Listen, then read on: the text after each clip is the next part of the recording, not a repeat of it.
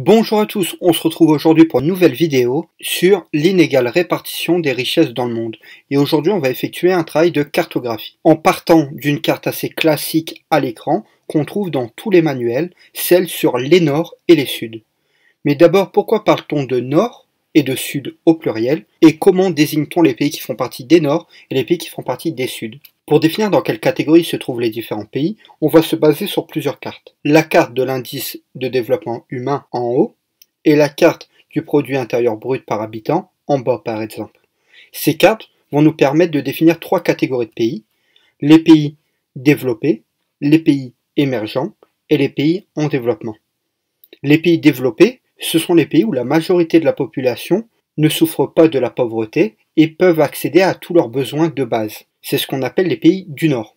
Puis on a les pays du Sud, comprenant les pays émergents et les pays en développement. Les pays émergents, ce sont les pays en pleine croissance économique, mais dont la population ne profite pas encore totalement des retombées de cette croissance économique.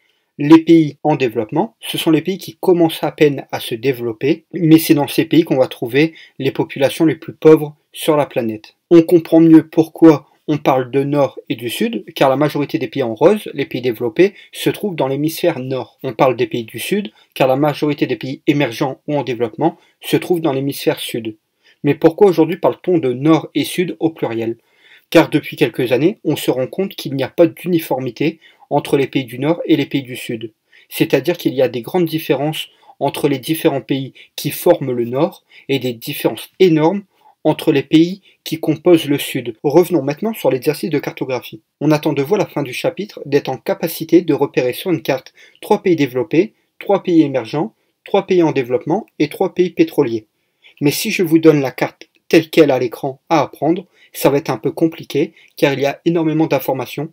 Donc on va réaliser ensemble une carte simplifiée pour vous aider à l'apprendre. Je vais avancer très rapidement dans un premier temps, puis n'hésitez pas quand la carte est finie à mettre la vidéo en pause pour terminer de compléter votre carte et votre légende.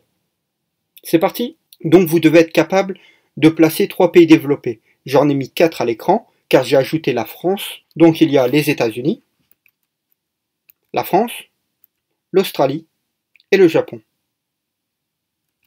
Passons aux pays émergents. Le Brésil, l'Inde et la Chine. Ensuite, 3 pays en développement, le Pérou, l'Algérie, sur les bords de la Méditerranée, et le Nigeria, sur les bords du golfe de Guinée. Enfin, il nous faut 3 pays pétroliers, le Venezuela, l'Arabie Saoudite et l'Iran. Ne vous inquiétez pas, je vais indiquer après sur la carte les noms des différents pays. Puis, j'ajoute sur la carte, à l'aide de mon stylo rouge ou d'un feutre à pointe fine, la limite entre les nords et les suds, comme je l'ai réalisé de façon très moche à l'écran. Enfin, on ajoute les noms des pays et on complète la légende. C'est maintenant qu'il faut mettre la vidéo en pause pour terminer tranquillement de compléter la carte chez vous.